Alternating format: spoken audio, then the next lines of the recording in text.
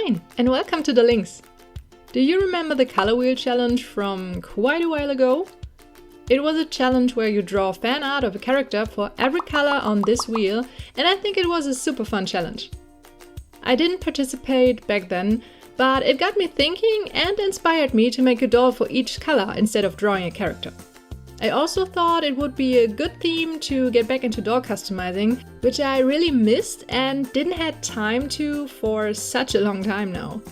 To be completely honest, customizing this doll took me about half a year, and editing this video took me about another year? Time flies by so fast, it's crazy. I will take this series as a way to get back into customizing, trying out new things, or for in-between projects when I don't have other plans, so don't expect the next video to be very soon. But enough of the talk, let's see what we're working with. For the first color I chose red and started by gathering all my red art supplies to get inspired. I think that's really beautiful already.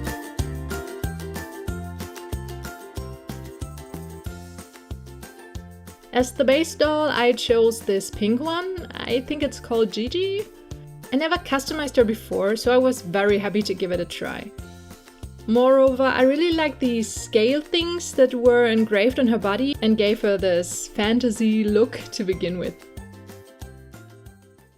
To prepare the doll for customization, I need to get rid of her factory paint and hair. To do so, I started cutting her hair very close to the sculpt. I like using a pair of nail scissors for that, because they're slightly curved and get close to the head like that. With her new hairstyle, it was time for some spa treatment in hot water to soften the vinyl of her head. After some chill time, I took her out again and separated her head from her body. This step can be a bit tricky since there's some hot water inside, so I always have to be careful not to burn myself, and the neck pack is sometimes quite fragile, and it would be very unfortunate if we ripped the mechanism apart by being too forceful. But it all went well and we have a nice doll head to work with.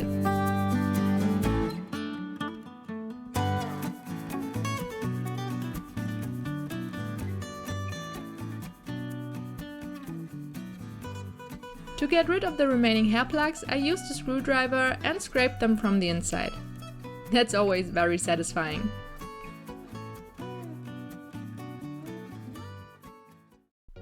When all the little nubs were gone, I took my pliers to get all the mess out of the head.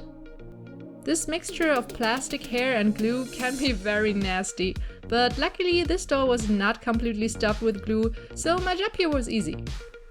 It's always quite fascinating how much of it fits just in one doll head.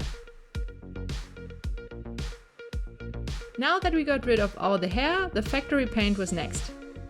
For that I used some acetone with a cotton pad and wiped all of it away. For the small parts and crevices I also used some Q-tips. When the paint is all gone, it's basically the first time you truly see the doll you're working with, and I often think they're even more beautiful this way. The print on her chest vanished as well, and after that we were good to go. As you can see, I couldn't help myself and had to cut some holes in her head for some inserted eyes since I really love them. Since our theme is red instead of pink, we had of course dye her in some racing red, so I got my red dye more and put her in the boiling pot. And bada bing bada boom, some editing magic later, we have this racing red doll. I mean, not completely racing red since her legs didn't catch the dye quite as well, but that's fine. Before I wanted to tackle the problem with the coloration of her legs, I wanted to give her some modifications. To be more precise, I wanted to give her horns. For that I took her head and marked the spots where I wanted to place them. I prepared some wires for stabilization and inserted them in her head. After that I also secured them with some hot glue. With this wire base installed, it was time for my old trustworthy epoxy clay. I started sculpting the horns and then some details after that. Also sorry for not being in the frame most of the time. I was so concentrated that I didn't realize that I was out of frame. When the clay was dry, I sprayed the doll with some red paint. It turned out pretty sticky at the head. I don't know why. It happens before, and I think it has something to do with the paint and the soft vinyl from the head. I don't know.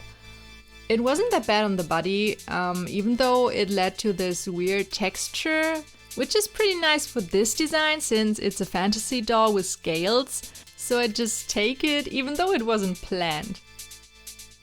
To make the scales and the pattern on her body a little more visible, I also emphasized it by painting it with acrylic paint.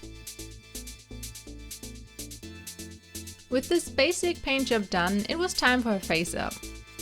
To be honest, I never really know how to edit this. It's a lot of back and forth actually, and I don't really had a plan, so I was just winging it and drew what felt right in this moment. So yeah, also my head is in the way most of the time, so you can't really see anything. But in the end it turned out pretty nice and I really liked her face up.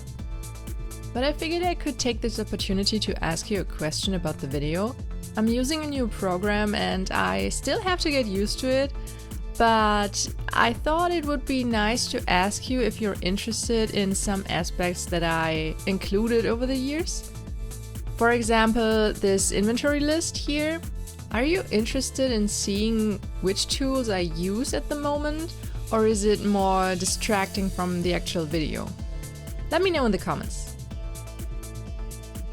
With the paint job done, it was finally time for her hair. I always use acrylic yarn for that since it's very cheap and you can get very beautiful results. I mean, look at this, it's so shiny. I decided to use 2 different shades of red and prepared some wefts to glue on her head. I then delicately glued the wefts to her head, and even though this always takes a little time, it's always worth it in the end.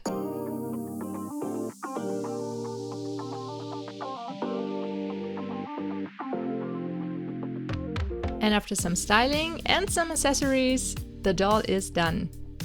I mean, nearly, since she's still naked. And since sewing is not my strongest skill, I just use all the help I can get and went straight to Etsy to download a pattern. After that, I just cut out the pieces as the instruction said and sewed it all together. I also had some shoes and some accessories that would fit the doll and painted them all to match the style a little more. And with that, the doll really is done. It took me so long to finish a new project, but I'm so happy I finally did. What do you think? Do you like her?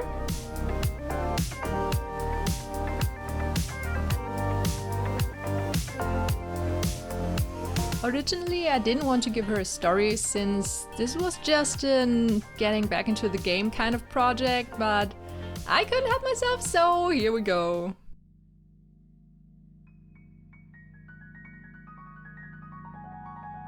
In the beginning of time, there were only 2 forces, black and white, darkness and light, good and evil, yin and yang. But as the universe expanded and life emerged, it became clear that existence was not 2 sides of a single coin. It was a vast spectrum filled with countless colors, personalities, and emotions.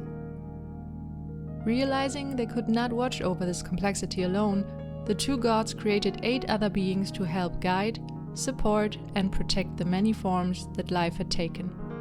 The first was Red, fiery and fierce, with an unyielding will and a boundless heart.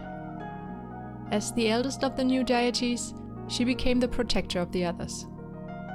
Just as she embodies deep, true love, she also carries within the raw power of rage. Red is the spirit of devotion, the love that binds families together, the warmth that draws friends close, and the courage that drives one to protect what is most precious. Her flame burns not for fleeting attraction, but for connection that endures through hardship and time.